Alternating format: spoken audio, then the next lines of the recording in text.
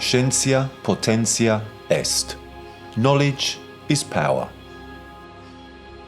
It is said that at the time of the creation of the human being, the gods had exiled humanity to planet Earth, denying them both the wealth of knowledge and fire. These beings had been created in secret and without Zeus's permission by the Titan Prometheus, who had shaped them from clay and protected them from the injustices of the gods.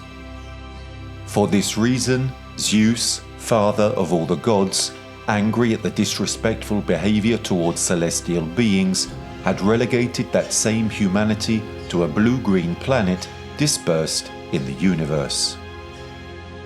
And this is how human beings died of hardship, without hope and without the power of fire. Prometheus, who deeply loved his creation, the human people, then went to Athena, the goddess of wisdom and the arts, who secretly let him enter Olympus. There, in the darkness of night, Prometheus lit a torch from Apollo's chariot, and without anyone seeing him, he fled, taking with him that immense power that had been denied to men. The human race welcomed Prometheus's gift and was able to save itself from death using the sacred fire of Olympus. But for the Titan, the price to pay was very high. In fact, Zeus, as soon as he learned of Prometheus's betrayal, had him captured and chained him onto one of the highest mountains that was most exposed to the elements. There, day by day, Prometheus was attacked by the eagle Aethon, who tore out his liver to eat it, and every day the liver was regenerated to be eaten again by the great flying monster. Prometheus stole fire to allow humans to survive and thrive. But the penalty for the sin of knowledge had a very high price. Yet knowledge has no boundaries and no limits. It is a vast expanse made of infinite, profound and superficial discoveries that human beings try to bring to light, like Prometheus's fire. The condemnation of knowledge, however, remains that of not being able to fully understand or accept what is revealed to everyone's eyes. Surely, among the humans to whom Prometheus brought fire, there were some who doubted the Titan's potential or the value of his gift. Knowledge divides. Knowledge breaks the hinges of certainties and mental foundations. The history of man is an unending unfolding of research, discoveries, experiments, yet something always continues to escape us, something that flies out of our hands when we try to grab it. Like Prometheus's fire, this knowledge burns if touched. It cannot be grasped completely, but it can be tamed. It can be observed and controlled so that it reveals its secrets to us. But what if the science of knowledge was not only for humans? What if the legend of Prometheus was telling us another story, a story of distant planets and civilizations, mysterious and invisible to our eyes, whose mere existence could not be accepted by most of us? A vast majority of the scientific methods that man uses on his own planet are a mystery to many, and most of the time they just seem absurd, ineffective, and unclear.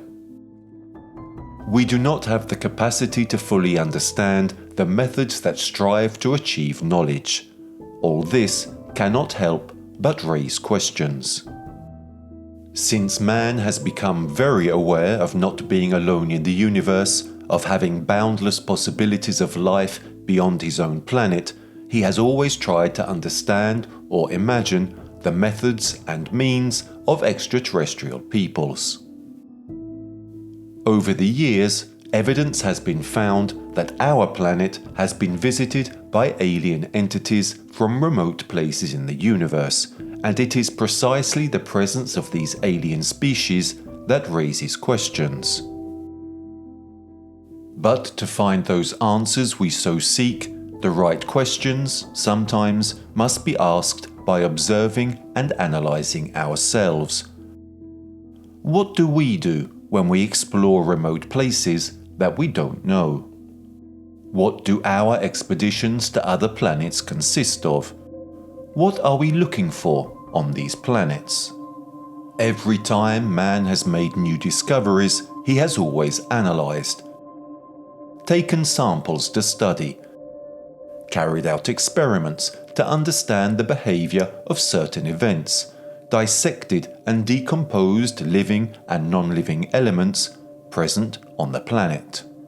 So, if this is man's method for knowing and discovering the truths of the world, why couldn't it be the same criterion for those who come from other planets to study ours?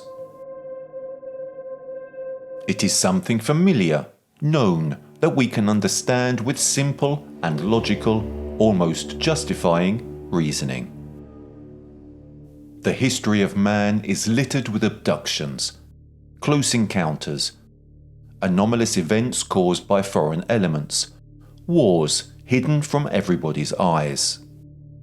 It's as if the entire planet Earth was inside a glass case, inside a mysterious laboratory, and above it extraterrestrial beings were observing us with a critical and scientific eye, to study us, to understand us, and verify the effects their experiments have on us. From this perspective, with these premises and these attempts to explain events as something controlled and methodical, one cannot help but explain most of the mysteries and facts that have occurred in human history and which involve all of us. We could be, without knowing it, the guinea pigs of sentient beings who have been carefully studying us for centuries to penetrate the mysteries of our planet, which is far more than we could do with our limited and obsolete methods. The Earth is a vast world to discover and contains within it infinite treasures and resources that perhaps not even we can understand. But the eye of those who observe us, of those who study us, has the ability to see what is obvious and invisible to us. A real study of planet Earth has begun and has been ongoing for decades, and many ufology scholars are trying to understand the modus operandi, the study method used by alien life forms to penetrate the secrets of our planet and its inhabitants. But if knowledge has a price to pay for us, we can imagine that it has one for them too.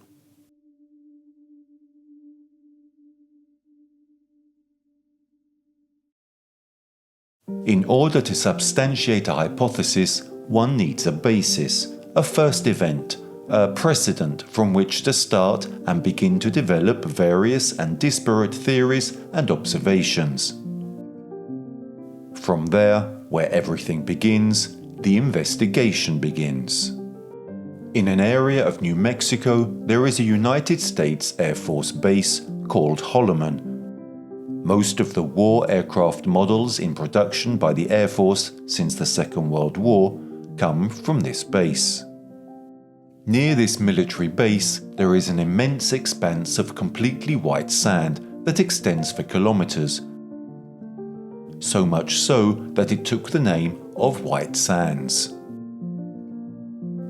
It is a breathtaking spectacle of nature, yet this apparently peaceful and naturalistic land has been the scene of several missile tests by military forces. The very first tests on the atomic bomb, one of the most powerful and disastrous inventions known to man that put an end to the Second World War, took place right here. This is the known history of White Sands. It would seem that there is nothing more to say about this place. An area once controlled by the military, now a national park. But there are other stories linked to White Sands. stories that contain secrets beyond man's imagination. In fact, it seems that among these white dunes, a large number of anomalous and inexplicable incidents have occurred, and continue to occur. Some wonder if the interest in this area simply regards enemy war forces, given the quantity of weapons tested on its soil. Yet others, however, believe that rival factions are not the only ones interested in unraveling the mysteries of White Sands. Is it possible, as many claim, that this expanse of sand could be of interest to other unknown forces coming from deep space? Some argue that this is not just a theory, but a real consideration supported by facts. In the 1950s, there was a lot of excitement about this type of topic, and everyone is aware of the mysteries linked to the Roswell case, and those surrounding the enigmatic Area 51. The newspapers and the media amply covered it. In fact, at the end of the 1940s, that singular incident occurred in the town of Roswell, involving the crash of an unidentified flying object. A UFO which was later recovered by military forces and kept hidden in a military base in Groom Lake, renamed Area 51. For this reason, the population now firmly believes that most of these incidents with unidentified flying objects are then hidden away to be studied by military forces, precisely in desert bases such as that of Holloman in New Mexico. Almost every day in the 1950s, various sightings of UFOs were reported near White Sands. So, if alien UFOs are hovering around that specific military base, it means that somebody might be interested in the technologies that are being developed and tested in that area. And it is also possible that those same technologies could derive from the reconstruction of extraterrestrial weapons and vehicles that the military has recovered and attempted to recreate, such as those of Roswell. Whatever the truth is, we cannot know. However, we do know that something strange happens at White Sands almost every day, and radars pick up unidentified aircraft speeding above the area. So much so that even the CIA is spotted wandering around the White Desert. One morning in March 1956, yet another missile launch was carried out on White Sands, and, according to practice, some selected soldiers were sent out on an expedition to the dunes to recover the remains of the missile and report the effects it had had. This is how, at 3 a.m., Major William Cunningham and Sergeant Jonathan Leavitt of the United States Air Force reached the designated location for the recovery of the remains of the missile. The two get out of their jeep and take out their flashlights to search the area.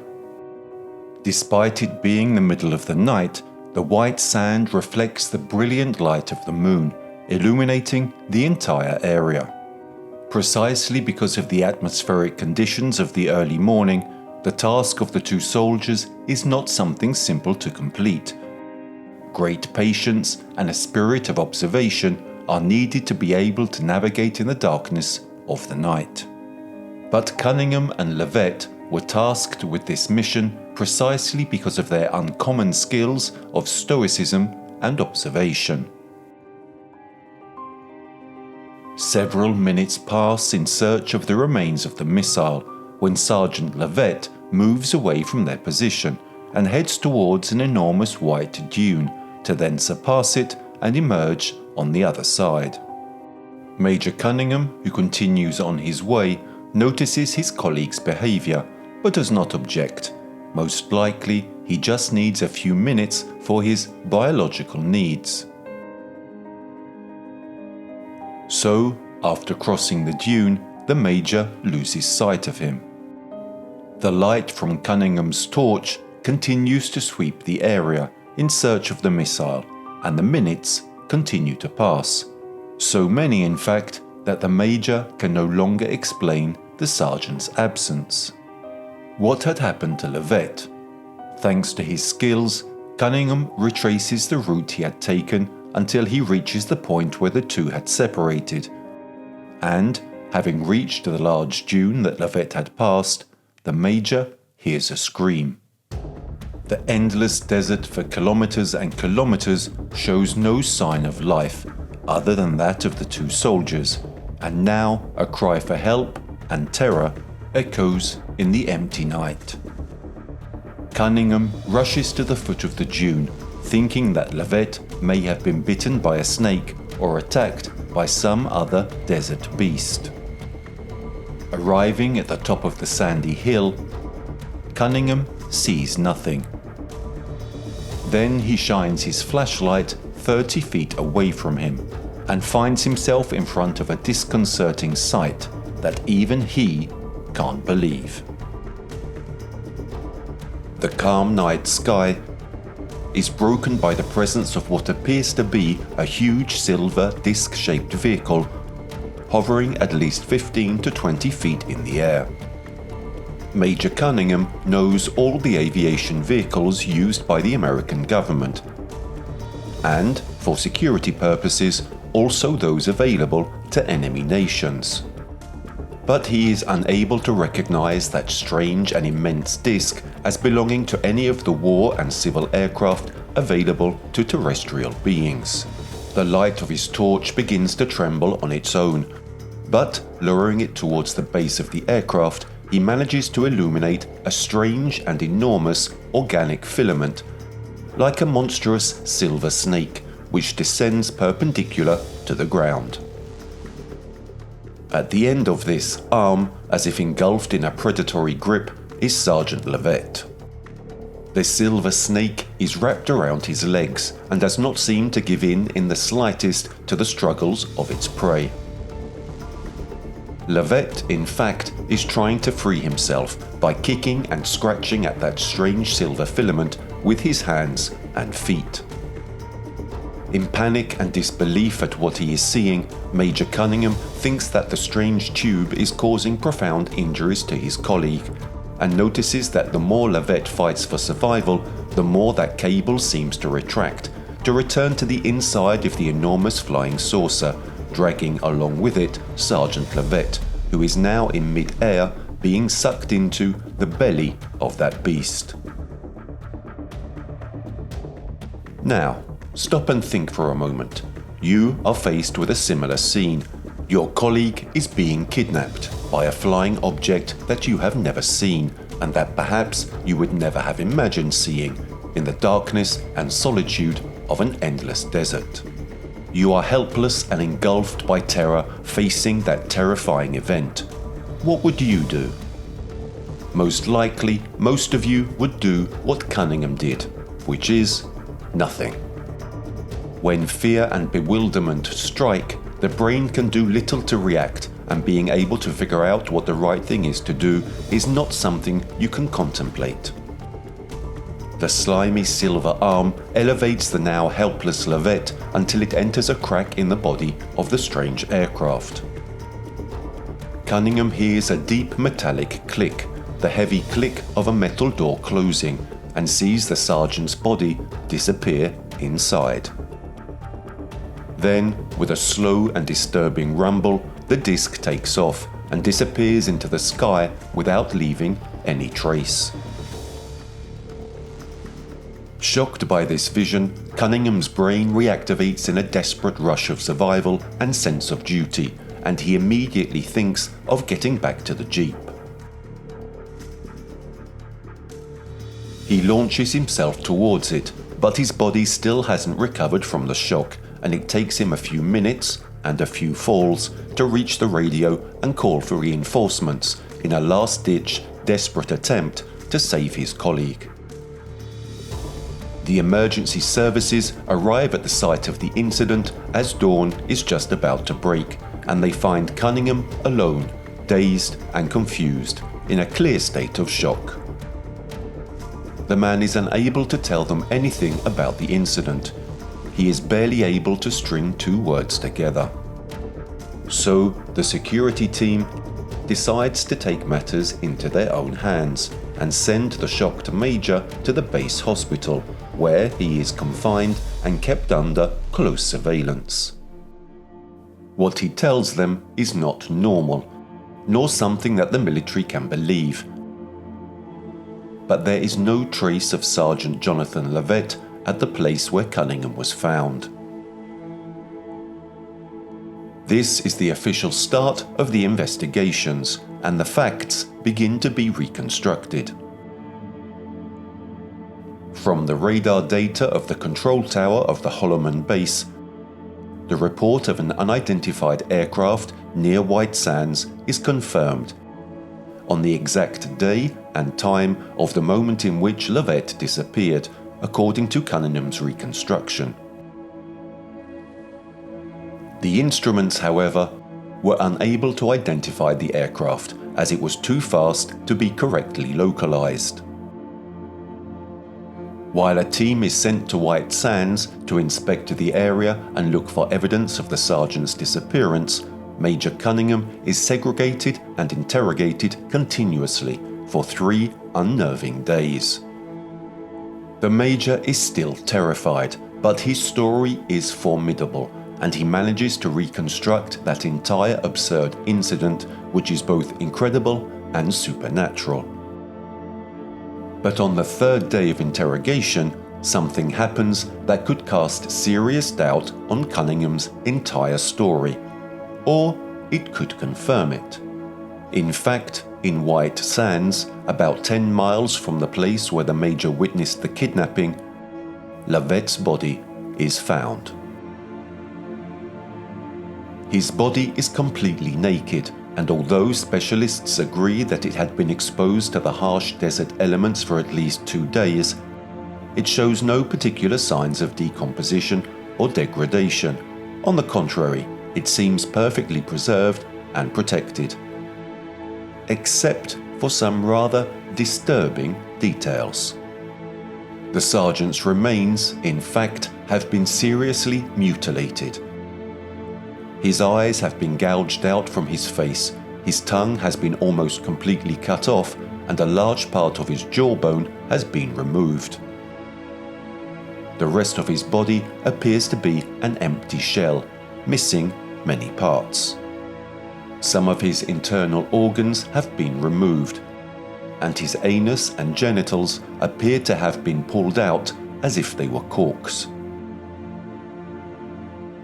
Of all of these macabre details, what amazes experts is the mythology of this mutilation. In fact, it would seem that whoever carried out this bizarre operation made use of excellent surgical skills. Yet this is not the thing that most amazes those who found Lovett. There is something even stranger and more mysterious that they notice about his corpse. Although there are clear signs of surgical operations and tampering with the body, there are no traces of blood around them, nor does there appear to be any blood inside the corpse. He has been completely drained of blood without, however, presenting any vascular collapse, due usually to death from bleeding. It is as if the body has been completely drained of blood. But why? The dynamics of the discovery have something else incredible about them. Near the site where Lovett was found, many necrophagous predatory birds were found dead from intoxication, probably from having attempted to feed on the corpse. And the surgery, whoever performed the autopsy on Lovett's body speaks without any doubt that surgical interventions were performed on the corpse. But what is the motive for such barbarity? It is clear to everyone that the body was dissected, as if it had been the subject of study by unknown beings. Yet the clear evidence on Lovett's body is not enough to shed light on the mystery of his disappearance. For this reason, the court-martial triggers the immediate arrest of Major William Cunningham, the only witness to Sergeant Jonathan Levette's disappearance, accusing him of the murder of his colleague. The story that the Major tells to the martial court is so absurd that the Commission accuses him of having invented it in order to be able to exonerate himself for the terrible mutilation of Levette's corpse. However, the court rejects these accusations as baseless and completely lacking in evidence. Thus, Major Cunningham is exonerated. How was it possible that a single man, alone in an endless desert in the middle of the night, could do something like this? And if he wasn't responsible, then who was? Cunningham's story is too incredible to ignore, and it is therefore decided to open a special project to continue the investigation. Thus, Project Grudge was born, the predecessor of the more famous Project Blue Book. It appears that in the Project Grudge files there was a section of more than 600 pages regarding the Levette-Cunningham case entitled Project Grudge No. 13. However, if you analyse the declassified files that remain from this project, nothing exists between files No. 12 and No. 14, and the government of the United States of America even denies the existence of this report. This is why it was only years later that we managed to reconstruct the data contained inside the files, but only thanks to a lucky few who managed to read them. Now, everything we know, we owe to the second-hand memory of some experts. One of these is William Cooper, a radio host and conspiracy theorist who claims to have been assigned to study the Project Grudge documents in the 1970s. Then there is a former Green Beret captain who records 2 audio cassettes reporting what he can remember of the contents of Report No. 13 during a security service at Chicksands, a former RAF base. If compared, the stories of the only 2 people who were able to read the files have points in common that could actually reconstruct the entire document. It is thanks to their testimonies that we have been able to reconstruct the facts of the case which occurred in March 1956 at White Sands. Because although the Project Grudge files have been declassified and are clearly available on the internet, there is no reference to Report No. 13, neither in previous reports nor in subsequent ones, and the Levette-Cunningham case would simply have remained unfounded due to the lack of evidence. When theorizing, once the first incident, the precedent, has been established, we must proceed by researching and observing similar events that develop over time following the first sighting. And this is how one can move forward with one's theories. It might seem that the Levette-Cunningham case is an isolated event, unexplained and shrouded in a cloud of silence and denial. And so it was, for many years. But for the years following the events of White Sands, that case only created a precedent. A body is found under mysterious circumstances. That body disappeared for more than 24 hours and was then found kilometers away from the last sighting. It then turns out that this body has been mutilated, deprived of organs and blood, with extreme precision and surgical skill, all in unclear and inexplicable dynamics. As we analyze and try to understand these facts, we move in time and space from New Mexico in the mid-1950s to Brazil in the late 1970s. A phone call arrives in the offices of the Air Force. On the line is the mayor of Colares, a small seaside town. The mayor asks for help from the Brazilian Air Force following the strange events that are causing panic among the population of Colares. For a few days, in fact, several local residents have been reporting testimonies of sightings of lights of different colors and shapes in the sky. Nothing strange, it will probably be due to some mass hallucination. Unfortunately, however, the story is not limited to simple visions, but also to real attacks on human beings, who are irradiated by rays of light, which cause wounds, injuries and burns on the bodies of those attacked. Then there are the subjects who complain of strange sensations, such as weakness, fainting, as if someone had drawn some blood from them. Apparently, in the town, these flying lights that project rays and steal blood from people's bodies have been renamed chupa, or suckers. Desperate and without knowing what to do anymore, the citizens of Colares organize night vigils, in which they light fires and set off fireworks with the hope that they can keep the strange lights in the sky away. Urban legends, mass hysteria. The Brazilian military cannot know this, but if an authoritative figure, such as the mayor of a town in their state, requests help, they have no choice but to intervene. An investigation named Operação Prato was thus prepared. In Portuguese, prato means saucer, like the discoidal shapes of lights in the sky. Operation Sorcer, like the shapes of UFOs. The presence of the armed forces in the town reassures the majority of residents, and during the entire period of the operation, the military manages to take several photographs depicting these strange lights in the sky. But of everything else, the rays fired at citizens and the blood samples, the military found nothing.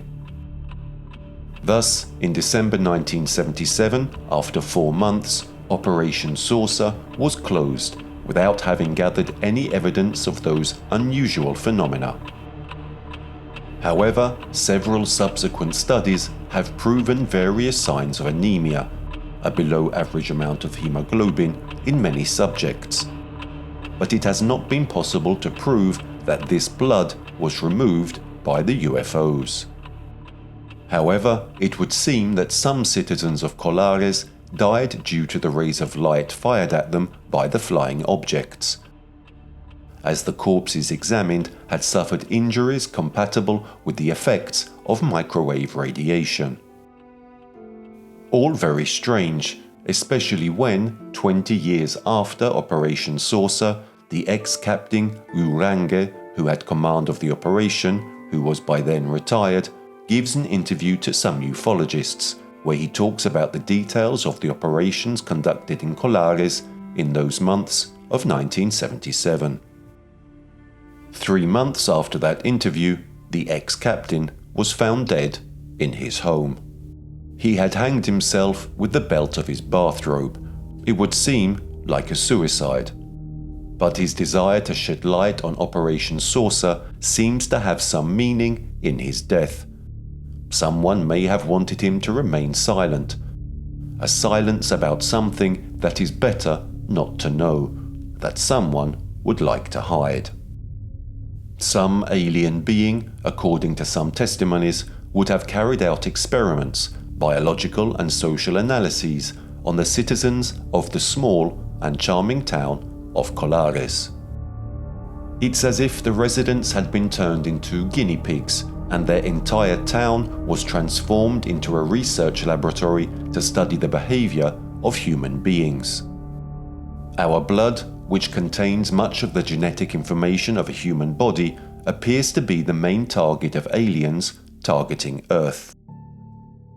In the light of this theory, there are 2 other important stories that could validate what many think happened in Colares. Panorama is a municipality in the state of São Paulo, also in Brazil, where around 1981 something was happening that directly recalled the Colares events. Many citizens, in fact, had seen the already famous chupas in the sky. But the descriptions of these flying objects are varied among witnesses. Some describe them as elongated discs, others as enormous rectangles, similar to home refrigerators, but all say they have seen these chupas shooting their luminous rays over the fields as if to map the areas, and then fly away. Even the young Abel Boro and Rivamar Ferreira see a flying saucer, one of those in the shape of a disc, in fact with a structure that rotates on itself and its own light so blinding that it is difficult to distinguish its contours. This UFO is flying above the heads of the two boys on an October evening. The two boys run away terrified. They too have heard of the chupas and know very well that they are flying entities hostile to man. In fact, suddenly the flying spacecraft begins to shoot out a ray of very hot light at them, producing such a force of attraction that it prevents them from escaping. Rivamar, slightly ahead of his friend, manages to resist with all his strength and free himself from the magnetic force of the ray, escaping it.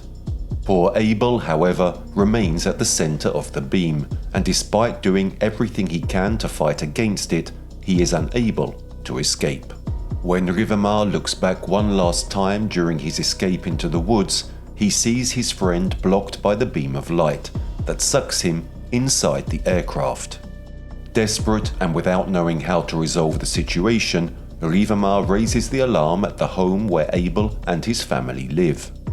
The two are just young boys who could have been playing a bad joke on their families. Maybe they heard about sightings in the area and took the opportunity to perform one of their stunts. But the prank of two young boys could not possibly last more than 24 hours, and when none of the Boro family sees little Abel return in the following days, they decide to ask the police for help. The search for Abel begins in the Panorama area, and, unfortunately, the boy is found. Helpless in the forest clearing where Rivamar had left him lies the body of Abel Boro, completely bled to death and without any sign of vascular collapse. Another Levette, on the other side of the world and in a different era. Once again, the same mysterious circumstances. A flying object that attracts its victim, swallows it up, and then brings its corpse back home to its original planet. For much of the 1970s and throughout the 1980s, Brazil and São Paulo in particular were the scene of events like this, which were extremely connected to each other by common denominators: sightings, kidnappings, and the discovery of corpses. The country is so shaken by these events that journalists and ufology scholars from all over the world make Brazil their obligatory destination to try to bring to light the mystery surrounding the abductions that are so frequent in that nation. Magazines, articles, radio broadcasts, books, and newspapers constantly investigate, interview, and try to connect the dots of what has been happening in that land for more than a decade. Some manage to connect those dots and see that these stories all have something in common, and that we cannot just look the other way by pretending that there aren't spatial entities responsible for these operations. But there is a story that takes place about 8 years after the Panorama incident which really has some macabre and incredible details. An event that stands out from the others in many details, but which is also connected thanks to many of its dynamics. The Billings Reservoir is the largest water reserve in São Paulo, Brazil. Inside it and underground, there is one of the largest hydroelectric power plants. One day, a boy from the area goes to the reservoir to spend a day outdoors and finds, to his horror, the remains of a terribly mutilated person. The authorities who examined the corpse found that the techniques used for the mutilation were extremely precise and advanced, and it would also appear that the worms and carrion that populate the area surrounding the reservoir refused to touch the corpse. But why? A case exactly like the Levette case, but investigators don't know it yet. The anus, the jawbone, and the eyes were removed with precision and care that was nothing short of obsessive. This time, however, the left ear and lips are also missing, making the face a mask of cuts. Perfectly symmetrical holes, exactly 2 inches in diameter, were made on the victim's back. It seems that a large part of the internal organs, muscles, and various tissues were removed through these holes. Precisely for this reason, the victim's chest collapsed on itself and is now like an empty bag. All wounds are cauterized, as if incandescent objects were used to seal them. Once again, in the coroner's report, there are no signs of resistance to an attack, nor of a struggle. The body was cleaned with such attention and care that it left all the Brazilian authorities stunned and shocked, and they decided, in fact, not to hide the news of the discovery, nor the details of the state of the body. They do not want this atrocity to end up forgotten, and, indeed, by publicly releasing this information, they are directly asking for help from other authorities from around the world. These 3 Brazilian cases have remained mysteries for a long time, and we can only scratch their surface. But the Lavette Cunningham case continues to bring new life to the investigations. Along the journey of investigations into these strange and bizarre incidents, the attentive observing scientist may come across interconnected events which do not appear to have any initial correlation, but which, with careful analysis and observation, can lead to astonishing and unexpected results. On June 24, 1947, Kenneth Arnold is flying his Cool Air A2 near Mount Rainier in Washington state. Arnold had just learned of a $5,000 reward for anyone who finds the remains of a US Marine Corps C-46 that had crashed near Mineral a few days earlier. Finding nothing, Arnold decides to abandon his fruitless search and head towards Yakima. Suddenly, a strong reflection of light, like a mirror refracting the sun, dazzles Arnold, who cannot even clearly identify the direction of origin of that strange light. After a few seconds, the flashes increase more and more, and the blinding light radiation is followed by the clear sighting of 9 unidentified flying objects with flashing lights, flying irregularly at an incredible speed. One of them appears to be sickle-shaped, while the other 8 have clear disc shapes. Dazed by that vision, the pilot can do nothing but land in Yakima and report to the Civil Aeronautics Administration, where everything is documented in a schematic and precise manner. Everything he described to the authorities is also what he later told the press. In fact, during his journey home, Kenneth Arnold stops at a gas station in Pendleton and, seized by the irrepressible desire to tell everything to the first person he sees, he begins to tell some of the station's customers about the sighting. Among the various onlookers who press him with questions to get more and more details on that curious story, there are also some journalists who write everything down and report the news in the next day's papers. In Arnold's story, the precise terms he used stand out. He described those flying objects as pie plates and their motion like a saucer if you skip it across water. Thus, the definition flying saucer was born, thanks to the witness account of an Idaho pilot. Given the wide national interest in his story, the term instantly became part of modern-day culture. Many years later, in 1979, curiosity and interest in extraterrestrial life forms intensified, and the investigations also, and above all, expanded into more significant cases of simple sightings. It is precisely in this period that a shocking discovery occurs. In the southwestern area of Idaho, to be precise in a forest between Bliss and Jerome, 2 hunters are exploring the area in search of their prey. One of the 2 suddenly spots what appears to be the carcass of an animal already killed and skinned by some beast. The 2 get closer to take a more precise look, but what they find in front of them is not a dead animal nor an old carcass, but the horrific remains of a mutilated man. The more they observe that corpse, the more the 2 hunters notice its disturbing details. His sexual organs have been carefully removed, and even the lips seem to be missing from what remains of his face. The body is totally naked. His clothes and belongings are found only later, a few tens of thousands of meters from the abandoned body. Overcome by despair, the two hunters call the local authorities, who then rush to the scene. Both the dynamics of the death of the mysterious man and the dynamics of the concealment of his corpse are investigated. It turns out that the victim was a nomad, a homeless person who regularly moved through the woods and nature, perhaps in search of adventure. From a subsequent analysis, traces of alcohol were found in the body, so it could be that he was in a state of intoxication at the exact moment of his death. Could it be that he had fallen victim to his addiction, an accident while intoxicated? If so, why was the victim completely stripped of his clothes, which were found intact a few kilometers away? A possible attempt at a theft that had gone wrong?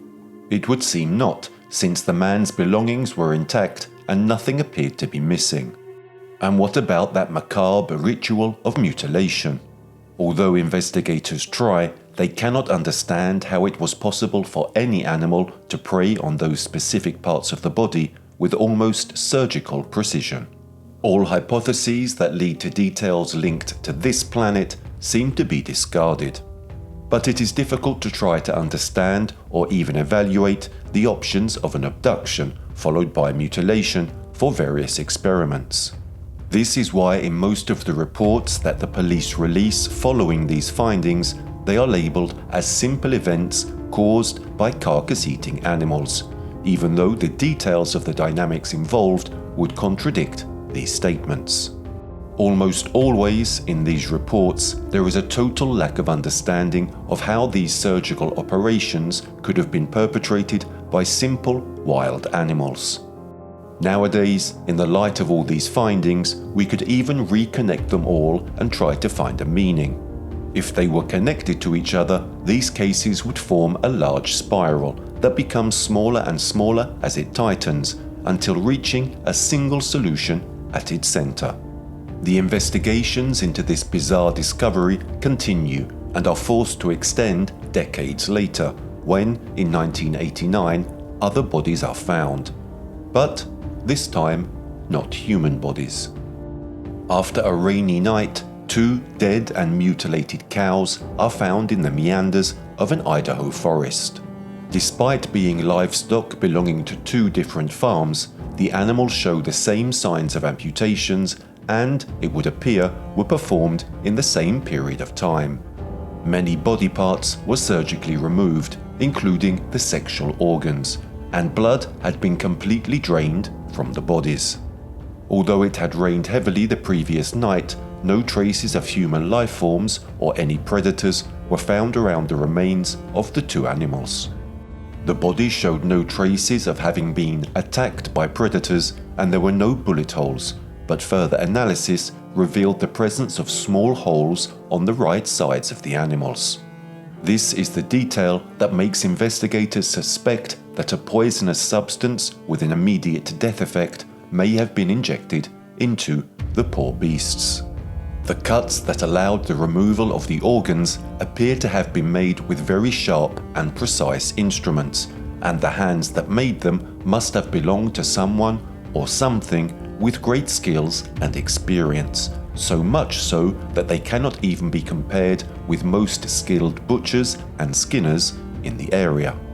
But what finally sheds a glimmer of light on these individual, isolated cases is a connection that makes the investigations reopen and move forward to come to a conclusion. In fact, it seems that when questioned, the farmers confess that in reality it is not the first time that cows have disappeared from their farms, only to be found dead and mutilated a few kilometers away. Maybe some animal, they thought, before all the details of the dynamics took shape and painted a broader and more disturbing picture. So, somebody enjoys carrying out disturbing abuses against farmers, perhaps for reasons of revenge, or is there something else behind it? A precise pattern that leads to a purpose that we cannot yet understand? Finally, after this first incident, the infinite investigation begins, which will continue up to the present day, which also involves other species inhabiting this planet in addition to ours. After having observed and re-observed the same event at different times and places, investigations very often get bogged down and cannot find a way out of the spiral into which they have fallen. Searching and researching in the same precise point, there is the risk of struggling to move forward, of colliding with the same dynamics without finding any answers, going around in circles in a single artificial motion. And it is here that man must interrupt his reasoning to try to explain events that he does not fully understand. It is precisely when data accumulate and intertwine that something is needed to reveal the solution, something that can suddenly undermine the conclusions or that can confirm them with further theses. Many of the cases we have analysed so far had human bodies mutilated with surgical precision as their protagonists, men whose stories we will never fully know. But planet Earth is rich and prosperous with inhabitants who are not part of the human species. We share our planet with millions of other different and varied species. Anyone or anything from outside could not fully understand the mysteries of this planet if it focused solely on human beings. A logical discourse aimed at studying in depth the behavior of living beings on planet Earth would dictate that any form of sentient life outside our solar system must sooner or later also begin to study the fauna and flora of our planet. Unfortunately, for various life forms, in fact, this seems to be exactly the case. Because if cases involving human beings immediately receive significant media coverage, we must not take for granted that there cannot be cases very similar to those illustrated so far, also involving large numbers of animals. Indeed, it appears that many incidents of mass animal mutilation, similar to the human Levette case, have been reported over the centuries and reached their peak in the mid-1970s. Between April and October 1975, and in the state of Colorado alone, nearly 200 cases of livestock mutilation were reported. The farmers are shocked. The cows are horribly mutilated, their eyes gouged out, their ears and tongues removed, their genitals and udders are missing, along with an enormous quantity of blood, of which there is no trace in the immediate vicinity. No footprints or traces of animals are ever found around the enormous expanse of the bodies of the poor cows. Given the vast amount of animal victims claimed in that period, the state of Colorado requests the investigative intervention of the FBI, the Federal Bureau of Investigation. Thus, in 1979, after almost 4 years of waiting and after further damage caused to the farmers due to the exponential increase in these incidents, the FBI finally opened an investigation into this mysterious case. By now, not only is Colorado being hit by the mutilation epidemic, but it has spread throughout the American hinterland. And we are talking about a true epidemic, because a large part of the farms throughout the state fall victim to these mysterious deaths and mutilations. Despite the pressing interest from the media and local populations, little can be discovered about the strange dynamics of the livestock deaths, and the Federal Bureau is forced to close the case at the beginning of the 1980s, declaring that there is no connection to supernatural origins in the deaths of the livestock. These deaths would seem to be caused, in fact, by predators from those areas who would eat the carcasses of the cows. Citizens and sheriffs disagree on this last statement, declaring on several occasions that they can easily recognize the wounds caused by other predatory animals, and it seems that those terrible mutilations could not have been carried out by any wild animal. The case is, however, still archived, despite the fact that it is easy to find the various FBI reports which have been declassified and made public on the internet. In these reports, the Federal Bureau attempts to fully understand whether these incidents have any legal impediments regarding the Secret Service. Reference is made above all to Nebraska as the nerve center of these incidents, and attempts are made to investigate whether they are rituals of some cult, wild predators, or extraterrestrial beings. After various investigations by the Federal Bureau, it is questioned whether the FBI itself should deal with these cases, as the investigations would result in actions perpetrated by special forces without permission. The fact of denying them access to Colorado to investigate is discussed, despite the newspapers talking about the importance of the Federal Bureau as the institution that must intervene regarding these facts, given the size of the large-scale incidents. How is it possible that this is not taken into consideration and considered to be of public and national interest? In fact, it is declared that the jurisdiction of one state, that of Colorado in this specific case, is not sufficient, given that livestock mutilations have occurred in many other states of the USA. The full list of states includes Colorado, Pennsylvania, Kansas, Minnesota, Nebraska, Texas, Oklahoma, Montana, Illinois, Wisconsin, and California. The incidents are so widespread and so dangerous for public order that one cannot turn one's head the other way and pretend nothing happened. The American government needs to intervene, or at least try to shed light on these mysteries. To definitively complete the gravity of the situation, we then discover that the National Interagency Fire Center is forced to cancel rescue helicopter flights for fear that they may be shot down by farmers. In fact, in the meantime, while government organizations get lost in bureaucratic paperwork and in trying to understand where responsibility lies, citizens have rebelled, armed themselves, and are defending themselves against anything that may seem like a threat coming from the sky to attack their livestock. The farmers gather and organize night patrols.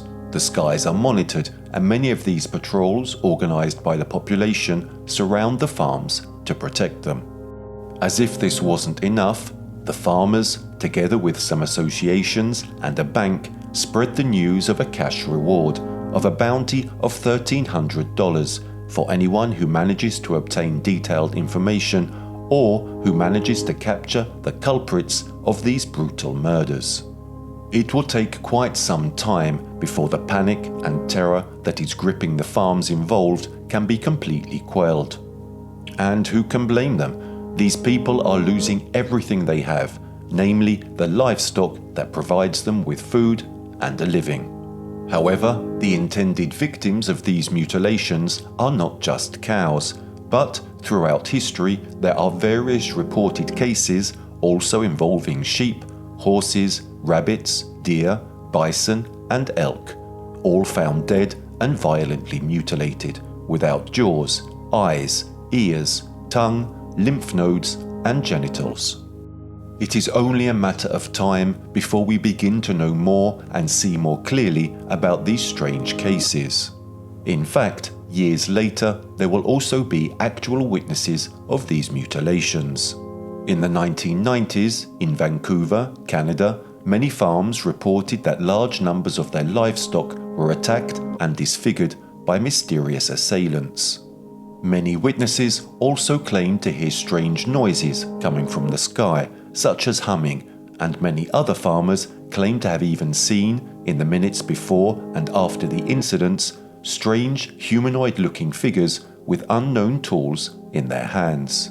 It is curious and not to be underestimated how these events are always exponential. We start from stories and findings and then even get to real direct testimonies that reconstruct the facts as they happened. If we think that these incidents are confined to places and periods that no longer belong to us, we couldn't make a greater mistake. Because in 2012, in Wales, UK, many similar cases of horribly mutilated livestock are reported in large numbers, exactly like the great epidemic of the 1970s. The terror also returns, after many years, to its origins, its starting point in Colorado. In 2019, 5 purebred bulls were found dead, bled to death, and with various body parts that had been removed. Whoever or whatever is the creator of these events seems to never stop and to be something that transcends time and space, as if the purpose to be achieved with these actions is bigger, more important, and deeper. A cause of greater importance, something to do with the gathering of knowledge or the need for survival. Decades pass and discussions about strange mutilations cause a back and forth of opinions between skeptics and conspiracy theorists, private and government investigators. Around the 1980s, attempts were made to archive the cases as acts carried out by mysterious cults belonging to the satanic sphere, despite the fact that the basis for such suppositions is the same as those who believe that they may have been caused by beings that are not from this planet. Many of the farmers who are victims of these incidents cannot help but observe that most of the findings coincide with various sightings of strange flying objects. Furthermore, many of these farmers are firmly convinced that these mutilations have scientific objectives of some sort. The study of the Earth by extraterrestrial life forms, the testing of some extremely advanced tools of torture, or just simple experiments on living beings on Earth. Whatever the answer, to date no one can understand how these cases of mass mutilation can occur so regularly over the years and in such different areas of the globe, nor what the purpose of such crimes on living beings on planet Earth could be. Even after having reconstructed and re-elaborated the data, carefully observed and restudied in the light of new disconcerting events, those seeking the truth are not allowed to stop and settle on the absolute solution they have now found and attempted to confirm up until the last moment. There are some final considerations to make in every human and extra-human study. The literature regarding extraterrestrial events is so vast that one can get lost in it. While on the one hand, you can find infinite volumes and writings on various sightings, abductions, and close encounters, it is much more difficult to track down those events that psychically recur on our planet. But perhaps we are not giving them the right importance, and we are not trying to understand them fully. If some form of life has actually reached us and has the possibility of interacting with us, we should start to ask ourselves why many of the things that are done to us and to our planet occur. If these life forms are so advanced that they can navigate in distant space until they reach our blue-green planet, it is possible that they are also so intelligent that they want to operate and get their hands on the contents of the Earth in order to study and understand them in depth. If we really want to understand what the purposes of these experiments are, these surgical operations on humans and animals, the only measurement available to us is to try to understand why we do it too. Our race continues to carry out endless experiments on our planet to try to discover its secrets and tame its science, and most of the time they are invasive maneuvers that decisively affect what are various forms of life, at the limit of being able to control life itself. Science is a large cup that must be emptied and filled with new and old liquids, with other solid materials, with suppositions and observations. If this is what human beings have been doing since the dawn of time on the planet they live on, and for a few decades also on the other planets of the solar system, it could be possible that other life forms from other celestial bodies also have the same purpose and the same intentions. This is the first layer, the basis on which we can begin to ask ourselves the most disparate questions to get to the bottom of our experiments.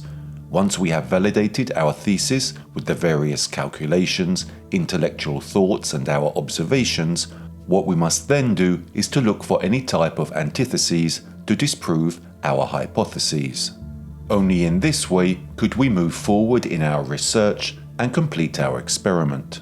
Once the data obtained has refuted or confirmed our experimentation, we will know which direction to go, which path to take, and continue in that direction. But we must not simply think that our theories are founded a priori and can have real confirmation on the exclusive basis of our thinking. We need evidence to validate, denials, counter-theses and antitheses in order to be able to look forward. We know that several unknown life forms have passed through our atmosphere and that several humans have even encountered them, but we continue to know or theorize very little about them. For this reason, we are the mice inside the glass case, and we do not know when the people who are studying or observing us will reveal themselves to us and allow us to understand the will of their plans. All we can try to do is to investigate and discover what is not revealed to us by the naked eye. The fire that Prometheus stole from the gods has a big price to pay, but that story doesn't end with the eternal punishment of the Titan Prometheus. No, that story ends with a rescue. After endless centuries in which Prometheus suffered his punishment, one day the mighty Hercules, the strongest being on planet Earth, showed up at the top of his mountain. The man-god asked the helpless Titan if he knew the way, and Prometheus replied not only by pointing him in the right direction, but also warning him of the dangers he would encounter later on his journey. Full of gratitude, Hercules decided to bless the Good Samaritan. So he took up his bow and shot an arrow at the eagle that had tortured Prometheus for eternity, and pierced it through and through, killing it. Then, with the strength of his own hands, he broke the chains that held the Titan prisoner, freeing him from the slavery of his torture. Prometheus was infinitely grateful to Hercules for having finally set him free. But, unlike what one might expect from the man who stole fire from the gods, Prometheus returned to Olympus and presented himself in front of Zeus, who initially did not welcome his return kindly. But the Titan had, however, learned a very important lesson and accepted the authority of the god of gods, bowing to his will, therefore accepting what Zeus had decided for both the gods and man. Although the price is infinitely large, what surrounds us, inside and outside our planet, contains the answers to the questions we ask ourselves. If someone is collecting samples and information on our planet, they are doing so with the same drive and will that moves those who investigate and try to shed light on the great unsolved mysteries of the universe. The true secret of science, the true formula that allows discoveries to come to light every time in a more explosive way, is the ability of scholars, of investigators, to move forward, to never stop in front of the infinite mystery at the borders of the universe.